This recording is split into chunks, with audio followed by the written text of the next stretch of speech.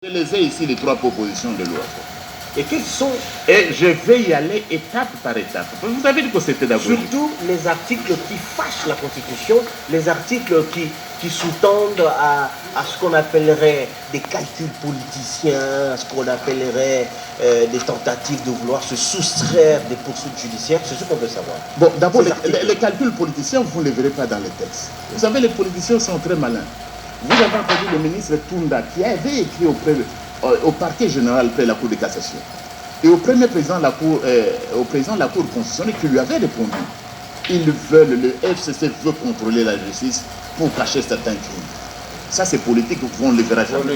Mais allons maintenant dans le texte. Allons dans le texte pour pouvoir... Je prends la première proposition. Ici, cette première proposition de loi Minakou, d'abord sur le plan de la forme, il y a à dire pour un procès d'université. Vous l'avez un autre préambule, donc vous dites d'après le droit administratif. Mais vous n'enseignez pas le droit administratif. Qui vous a dit d'après le droit administratif? Et puis vous citez, dans un texte de loi au Congo, vous citez un certain Piron. J'aurais bien voulu qu'on se demande, est-ce que notre peuple connaît Piron? De quel Piron s'agit-il? Il faut être précis quand on est scientifique. Ça, c'est sous la forme. Et c'est très important pour nos étudiants en droit. Et parce que l'émission est pédagogique. Vous n'allez pas faire des citations sans donner des sources. De quel Piron s'agit-il? Pour des poursuites d'université, c'est la rigueur. J'y vais maintenant. La première proposition, c'est qu'on veut changer. L'article 4, je dois lire, c'est la proposition de loi modifiant et complétant la loi organique du 06-020 du 10 octobre portant statut de magistrat tel que modifié et complété par la loi organique du 1er août 2015. Voilà la première proposition de loi. Qu'est-ce qu'elle dit? Le premier article qu'ils veulent changer, c'est celui-ci. Je lis. Les candidats, tout ça, sont nommés magistrats à titre provisoire par arrêté du ministre de la Justice. Nommés magistrats à titre provisoire par le ministre de la Justice. Et on va plus loin. On lui donne le pouvoir. Prenez cette proposition de loi, prenez, je vous ai donné une constitution, vous pouvez aussi lire parce que nous sommes tous pédagogiques. L'article 82. L'article 82 est clair. Qui nomme les magistrats dans ce pays? Je dois dire que les arrêts et les jugements d'après l'article 149, les arrêts et jugements sont exécutés au nom du président de la République. Lisez l'article 82. Vous l'avez devant vous. Le président de la République nomme, relève de leurs fonctions et le cas échéant révoque par ordonnance les magistrats du siège du parquet sur proposition du Conseil supérieur de la magistrature. C'est Voilà. très bien, c'est bien compris. Mais c'est clair, ça ne suffit même pas d'avoir fait le droit. Mais pourquoi? Est-ce que c'est compliqué? C'est le président de la République qui nomme les magistrats. Vous voulez introduire, donner le pouvoir, vous faites d'abord la différence entre le magistrat à titre provisoire et à titre définitif, et vous donnez ce pouvoir au ministre de la Justice.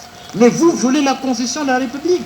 Et cette Constitution a été votée par référendum, adoptée par plus de 85% du peuple congolais. Ce sont des milliers d'hommes et de femmes qui sont morts sur les routes parce qu'ils voulaient un état de droit.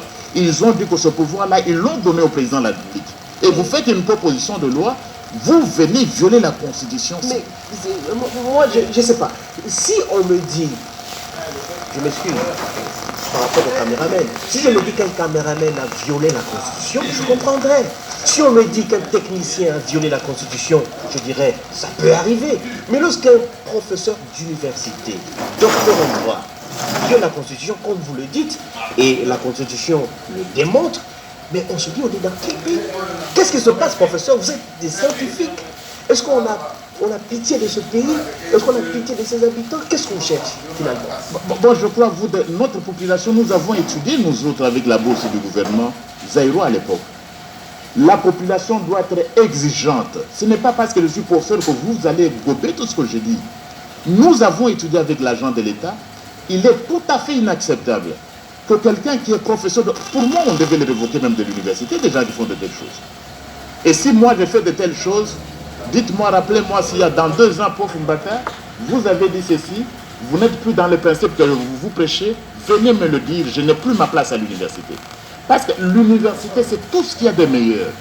Et lorsque le sel Safadi n'a plus de saveur, ça ne sert à rien.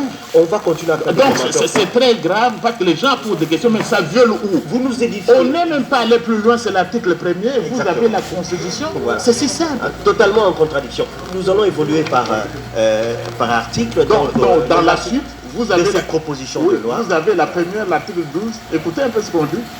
En cas d'urgence, donc on donne le pouvoir disciplinaire au ministre de la Justice. En cas d'urgence, le ministre de la Justice, sur requête du Premier ministre, peut, après avis du bureau du Conseil supérieur de la magistrature, désigner provisoirement à un grade immédiatement supérieur tout magistrat. Mais c'est totalement en violation de l'article 82. Et puis même la formulation. Le ministre de la Justice qui nomme sur requête du Premier ministre qui est son supérieur hiérarchique. Je ne comprends pas, professeur. Quand je lis ces propositions, et déjà les articles que vous Nous en avez sommes encore à la première. mentionnés, tout tourne autour du ministre de la Justice, qui doit nommer les magistrats. Tout tourne autour du ministre de la Justice, on ira peut-être plus loin, qui peut arrêter une affaire en instruction criminelle. Pourquoi tout tourne autour du ministre de la Justice? Mais il pose la question. Nos amis du FCC, il faut se dire, c'est une télévision nationale, je n'ai pas des choses à cacher. Nos amis du FCC ont peur de la justice. Vous savez, ils sont restés au pouvoir pendant 18 ans. Ils n'avaient jamais rêvé dans leur vie d'une justice indépendante. Jamais. Ils ont peur de la justice. Non, au niveau du FCC, on dit, parce qu'il faut quand même dire les choses, au niveau du FCC, on a posé cette question. Au FCC, on dit que la loi est dynamique, les choses évoluent, donc il faut s'adapter au temps, il faut adapter notre constitution à la nouvelle configuration, à ce qui se fait actuellement aujourd'hui, et surtout pour ne pas donner beaucoup plus de pouvoir aux magistrats, parce que on l'a constaté, un conflit interinstitutionnel entre la justice et l'Assemblée nationale, vous les députés